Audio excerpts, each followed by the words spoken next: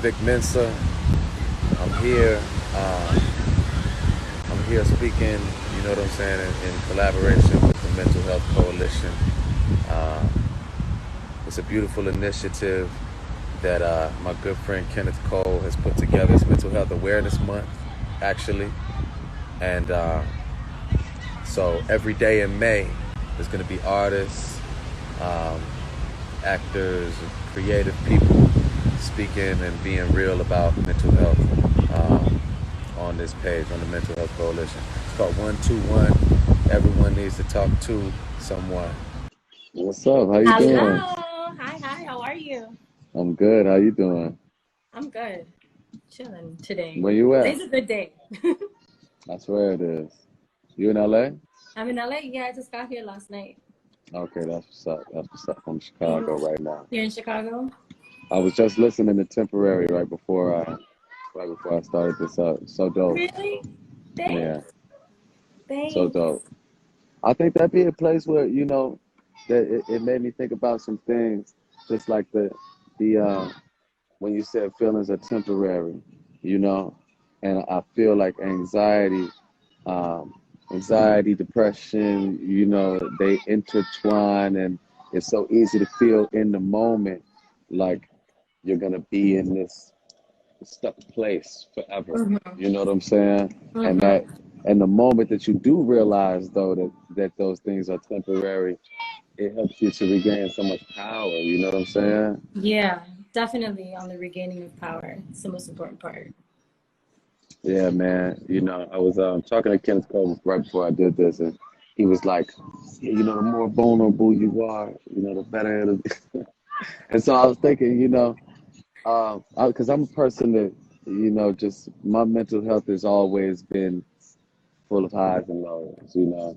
And It's the flow of life, man. I swear to God it is. Ebbs and flows like the ocean. You know, going through it since I was a kid, since I was, I think 15 is when I first realized something was going on, and I went to, you know, see like some psychiatrists, and they're like, you have generalized anxiety, you know, and, you know, start taking medication and stop taking medication and start again. And I wanted to ask you, you know, what are some of the things that help you to cope with your anxiety? Well, it's funny you ask that. So it depends on the day. Sometimes I choose unhealthy coping mechanisms, and other days I choose healthy coping mechanisms. I'm gonna be straight up. You know what I'm saying? Like, because I could sit here and say my only coping mechanism is to breathe, but that's It's not true. breathing exercise. You know what I mean? No, but for real, actually, breathing has been helping me a lot lately. Whenever I start getting that like tightening feeling in my chest, or like the knot in my stomach, because that's kind of what it feels like to me, is like there's like a weight on my chest, and like I can't like take a full breath. So I just kind of encourage myself to do that even more. So I'll sit there now and like it's this new technique that I came across. It's like, it's not new, but like it's new to me. It's like you just take a deep breath for 8 counts, and then you hold it for 4 counts, and then you let it go 8 counts. And like that counting and that intentional breathing really genuinely calms me down. I try to do like 10 breaths. But then I notice, like, as I'm trying to do the 10, like I'll kind of automatically relax, and my mind will go somewhere else all of a sudden, and then I'll be like, oh shit, I didn't even get to 10 breaths, and I feel so much better. Like it's actually been helping me a lot lately. So, You know, that's dope. There's this breathing exercise that a friend of mine taught me, where you breathe fast breaths into your abdomen, and it's like 30, you know what I mean, really quick like Wim Hof? breaths. Yeah, it's like 30 really quick breaths, and then on the 30th breath, you hold it for as long as you can. You know what I'm saying? And, you know, it helps for me, it kind of like, it'll help in the middle of a meditation, or if I'm feeling overwhelmed, just to still things for a second, kind of like that skydiving moment when you hit the parachute. 100%. It's all like about your it's breath, like a gradual glide down. It's all about your breath, though. I'm the Yeah, same way, you know. mention that in temporary in the second verse in Spanish. Like that's what I'm talking I about. Like, was gonna ask you what you were saying because I was like, I feel like you know, but I should say probably in something. the she's saying some words. Okay, so I I'm saying tuve que abrir mis ojos los tres, right? So I had to open my eyes, all three of them, because this one Okay, I had to open this one. yeah, that was important. You know what I mean? Inhalar profundamente, contar hasta 10, exhalar, right? So inhale real deep, count to 10. Oh, I Exhale. love that. Yo, that's dope. And then there's the sound of the breath. And then it says, para quitar este peso del estrés, which means like to take off this weight of the weight that I have of the stress. Like I just said, I feel like that weight on my chest. Para quitar ese peso del estrés. And then, y cuando entran las dudas que me hacen mal y me hacen olvidar, right? So it's, and so when the doubt comes in, when those doubts come in, dudas que me hacen mal. So me hacen mal means like they're bad for me, and they make me forget that my power is mine. I smile because I remember that it's all temporary. Ah, that's beautiful. Yeah. You know, it's so those words are so About confidence. relevant. So relevant to me today and just over the last few days. You know what I'm saying? I find that oftentimes my anxiety and depression, they manifest themselves most potently in the morning. You know, that's why I try to stack things in the morning, like I'm boxing one day or I'm, you know, lifting another day. Because if I'm left to my own devices, I know that the morning can be, it can Yeah. be tough for me, you know. And So the other, exercise helps you then, like to release endorphins and to like channel it does your anxiety. It helps me too. I've been working out more 100%. regularly lately, and that's helped me a lot actually. Like, because when I'm Oh, feeling out of for it, real. having the motivation to at least show up for myself in that way, whatever amount of time I do, even if it's 20 minutes and not necessarily like a full hour, like just showing up for myself like that and sweating it out and like letting those endorphins naturally come out of me, like that helps me a lot. I feel like it's all about showing up for yourself. You know what I'm saying? Because Yeah, that's like self-care shit. the day that I was thinking about, you know, like 2 days ago, and I was glued. I was glued to the bed. I'm thinking about probably every mistake I ever made. You know, I'm like, Hello, it's me, the overthinker. and so I was like, okay, yeah, now I'm depressed. You know, I felt like I was cool the day before, and then that day I was like, okay, I'm depressed today. I feel a lot of anxiety. I feel depression today. I deal with these things, and I just had a thought, you know, that that also it is it's good to be honest about those things. You know what I'm saying? 100%. I've been in the past and still, you know, in the present, I've been predisposed to how are you? Everything's good, you I'm know, good. to I'm be so like, oh good. yeah, I'm great. Yeah, I'm good. How are Everything, you? I'm blessed, right? You know, because I am, you Yeah, know, no, but we are. Let's not get it you're twisted. We are. blessed in all moments. You know what I'm saying? But um, yeah, you know, I find that the being vulnerable and being honest and telling people, you know, what's going on with you. Not that you want to tell the whole world, you know what I'm saying? But being able to like to not hide, you know, can be so powerful, and I think that helps to contextualize emotions and feelings and thoughts as being temporary. You know what I Yeah. mean? Yeah. Even like holding space for like when you do feel anxiety and depression, like even diving a little further, right? So like I feel depressed and I feel anxious, right? So then what are like, because there's such a wide range of feelings and emotions, like the whole list of things that we could be feeling, um I don't know, like there's like something lacking in there, you know what I'm saying? Usually when the depression comes or when the anxiety comes, at least for me, it's because I'm holding back from doing something that I need to do for myself. You know what I'm saying? Or Right. like holding off on having the important conversations that I need to be having that are like dwelling in the back of my mind. Or like I'm not really being 100% honest with myself about how I feel about something or a circumstance or a person or a relationship that I'm involved with. Even if that Hmm. relationship is with myself.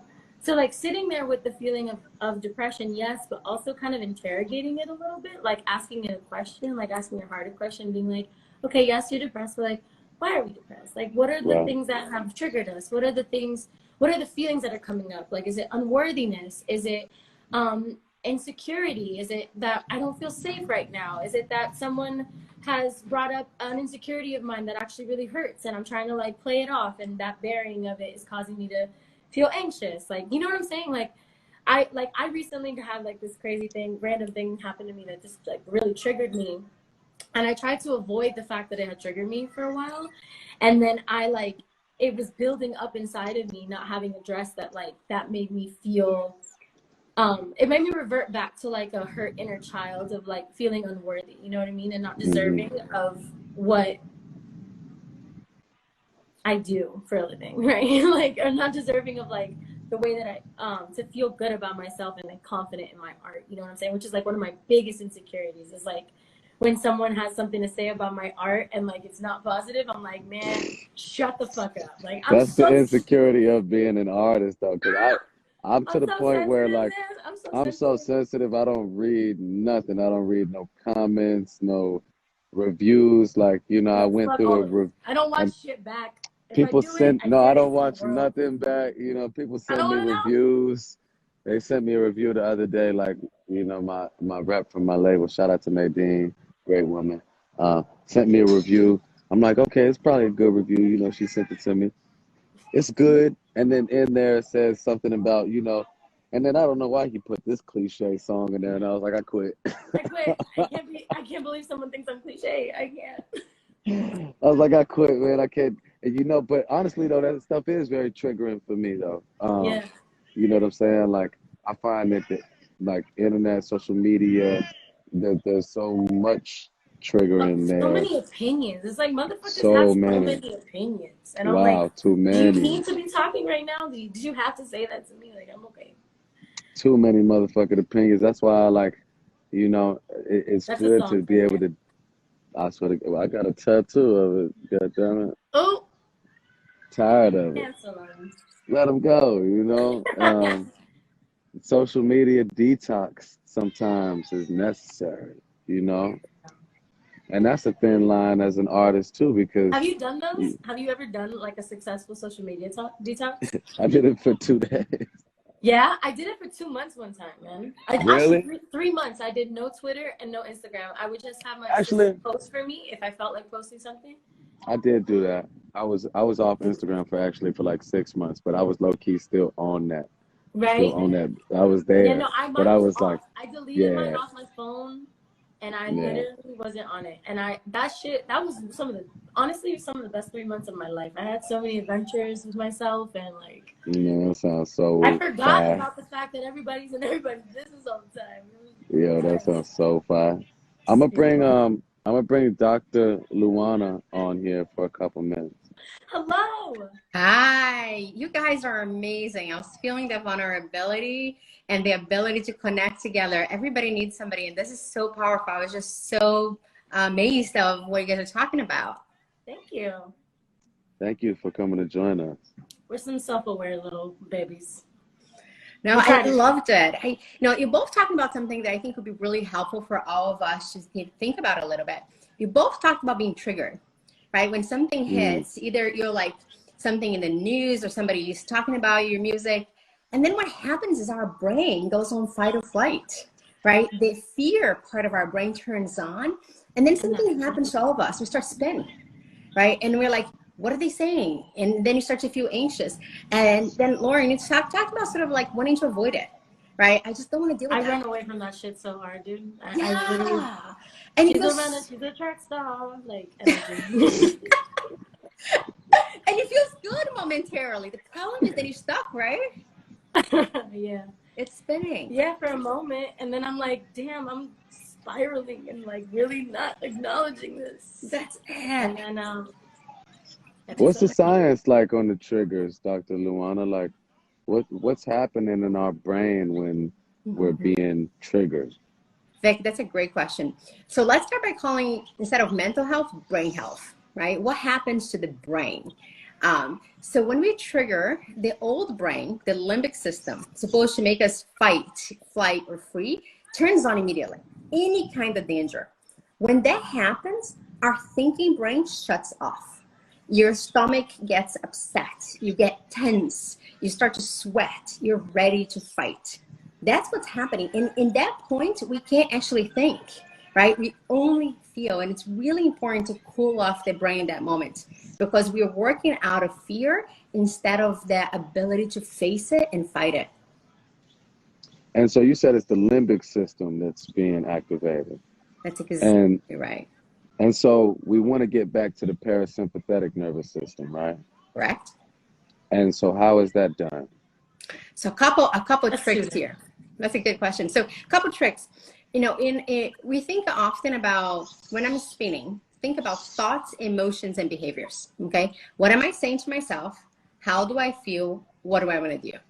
And as much as you can, you want to slow down your brain. So if you feel like you're spinning too much, I think Lauren talked about this, taking a breath and doing mindfulness, anchoring the present moment, unplugging for as many things as possible to allow your brain to understand that perhaps in that moment it's a false alarm, that nothing really bad is going to happen, to try to turn on your thinking brain again. It might take a little bit, right? Yeah. But the important thing is not to react in that moment. Yeah. Self-soothing also helps, like talking to myself. I know that might sound crazy, but like when I talk out loud to myself and I'm like, Lauren, it's okay. Like, this is not something that you need to be worried about. Like, you know what I'm saying? Like, I kind of like talk to myself like I'm talking to my inner child, you know? Mm-hmm. Like, just kind of like relaxing her and reminding her that she's like safe, you know? Like, that I'm going to protect her. I'm not going to like violate her, you know? Mm-hmm. Absolutely, Lauren, because when you're talking to yourself, you're working through your thinking brain and you're self-soothing and you're trying to say, listen, let's look at what's going on here. What's the evidence here, right? I'm okay right now. Exactly. It's a presenting of evidence. That's why journaling helps me too, because it's the same kind of vibe. It's like you're like writing down the evidence of what you're feeling. And like transmuting that through a pen. For me anyway, like that's why I love fucking music, man. Because your journal is fire. Thank you. Yeah, Vic's seen my journal. So dope. No, but Lauren, you're right on. There's actually science behind what you're talking about. Writing turns on your thinking brain, calms down the limbic system. Right, because like wow, really? You're right. Yeah. You have to literally activate that side of the brain, right? Yeah, and both parts of the brain can be on at the same strength. So when you start to write, it's your thinking brain, it's your prefrontal cortex. And so then it calms you down. So you're doing science without even knowing. Look at that. Look at me, I'm a scientist. Maybe Dr. Luana, could you, in parting, just like give us a few more tools that can be used to calm the limbic system, and maybe let us know about, and let the people that are tuned in know about some of the resources that exist for people that deal with anxiety, depression, and other mental health afflictions. Absolutely. So the first one is this. Thoughts are not facts. When we're saying things to ourselves, they're negative and we're spinning. Thoughts are not facts. That should be like a golden rule nugget.